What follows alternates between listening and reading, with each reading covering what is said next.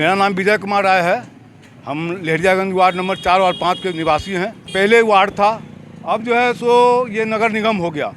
नगर निगम में हम लोग जैसे वार्ड में अरुण शाह को जिताए और नगर निगम में अरुण राय को जिताए, बड़ी और आशा विश्वास के साथ कि भाई हम लोग को जो समस्या है वो उसका निदान हो, परंतु समस्या का निदान होगा और दिन पर दिन बढ़ते ही जा रहा है। अभी ये रोड है, देखेंगे कि ये रोड चलने लायक नहीं है। अगर रात को थोड़ा सा भी असावधानी हो जाए तो लोग गिर पड़ेगा, टांग पैर सब टूट जाएगा। दूसरी बात, आप देखेंगे कि ये हनुमान चौक, आगे हनुमान चौक है, वहाँ से लेके और हरिनगर तक मतलब किसी भी पोल में वेपर लाइट नहीं जलता। ये स्ट्रीट लाइट की समस्या कब से है? हमको लगता है कि कम से 5-7 बरस से पहले से है। जबकि आप मधुबनी के कोना कोना गली गली आप अगर जाएंगे तो हर एक पोल में आपको जो है सो वेपर लाइट मिलेगा। ये रोड जो है सो नेपाल को जोड़ता है।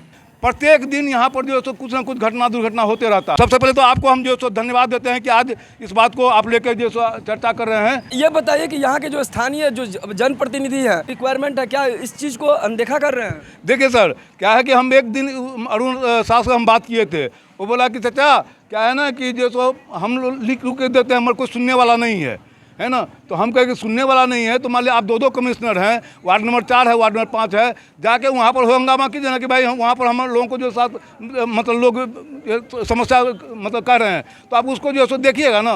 तो कहा कि जो सो हम ठीक है चाचा हम देखते हैं, मगर उससे कुछ होने वाला नहीं है। वो नादान है, अभी उतना उसमें अनुभव नहीं है जो कि आगे कुछ बात कर सके। मेरा नाम शंकर नायक हुआ। यहाँ सबसे बड़ी समस्या ये है कि एक भी पोल में वेपर लाइट की सुविधा नहीं है। वह बहुत ही अंधेरा यहाँ रहता है, जिसके कारण कुछ गलत काम भी हो जाता है। पुलिस प्रशासन का यहाँ कोई देख रेख भी नहीं रहता है। गाड़ी आया पुलिस की गश्ती आया और गया। सबसे बड़ी समस्या है, हर पोल पर वेपर लाइट लगना चाहिए। और यहाँ पर क्या चौक चौराहे सीसीटीवी कैमरा जो है नहीं है, कोई सुविधा नहीं है। कोई सीसीटीवी कैमरा कहीं भी किसी भी पोल पे नहीं है। अपराधी का मनोबल तो बहुत ढेर सारा कारण से बढ़ रहा है, लेकिन ये भी तो एक कारण है। जो एक भी पोल पर वेपर लाइट नहीं है, पूरा अंधेरा रहता है। शाम होते ही अंधेरा, शाम होते ही अंधेरा है। लाइट है ही नहीं तो अंधेरा होना ही है ना। तो जिले में देख सकते हैं चोरी, डकैती और लूटकांड, मर्डर, कई ऐसी घटनाएं। मधुबनी से प्रसिद्ध मधुबनी, जहां लगातार यहां अपराध बढ़ रही है, जो थमने का नाम नहीं ले रही। लोग काफी आक्रोश में हैं और प्रशासन से मांग कर रहे हैं, गुहार लगा रहे हैं कि स्ट्रीट लाइट होना चाहिए।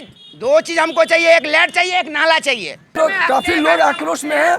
आक्रोश होने का मुख्य कारण बताया जा रहा है कि जिनको हम चुनते हैं, जो जनप्रतिनिधि को काम करना चाहिए, काफ़ी उदासीन रवैया देखा जा रहा है। इस वजह से लोग काफ़ी निराश हो चुके हैं, टूट चुके हैं। जैसे ही मधुबनी जो ये शहर है, ये नगर निगम बना, लोगों की जो एक्सपेक्टेशन है, उम्मीद है, वो बढ़ा। लोगों को लगा कि अब जो है मधुबनी स्मार्ट सिटी बनेगा, अब बनेगा तब बनेगा, लेकिन पता नहीं कब बनेगा। ये लगातार लोग चाहते रहे, लोग सोचते रहे और 1 साल 2 साल अब इंतजार की घड़ी भी धीरे धीरे खत्म होने को है। जो व्यवस्था है वो कहीं ना कहीं कुव्यवस्था में परिवर्तित हो रही है, जहां प्रशासन को इस तरफ नजर देने की जरूरत है। लोग सड़कों पे आ चुके हैं, शाम होते ही अंधेरा होता है। स्ट्रीट लाइट को लेकर लोग लगातार मांग करते हैं। यहाँ के जो वार्ड काउंसलर हैं, उनको बार बार कंप्लेन करने के बाद भी उदासीन रवैया दिखता है। लोगों की जो मांग है, अगर ये जनप्रतिनिधि पूरा ना करे, यहाँ के नेता जो यहाँ पर वोट लेने आते हैं वो पूरा ना करे, तो फिर करेगा कौन? तो इस वीडियो को जहाँ शेयर कीजिए